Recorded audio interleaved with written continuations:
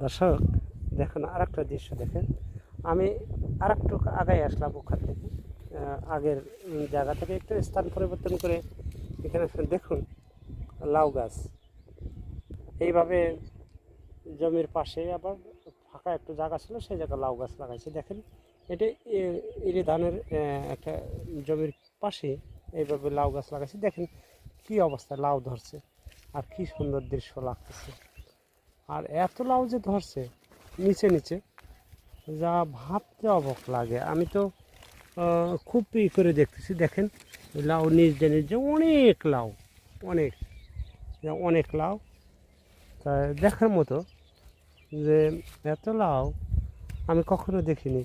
প্রত্যেকটা গাছের মাথায় দেখুন, প্রত্যেকটা গাছের মাথায় এই লাউ, কী সুন্দর লাগতেছে লাউ। আবার যেটা বড় হয়েছে সেটা একটু নিচে, এখন নিচে হয়ে গেছে।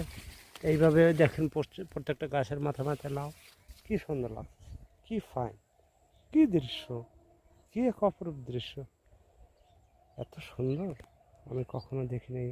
গ্রাম বাংলার এত সুন্দর রূপ, এটা আমার কাছে কেমন জানি একটা মনে হয় যে এখান থেকে আর ছুটে না যাই।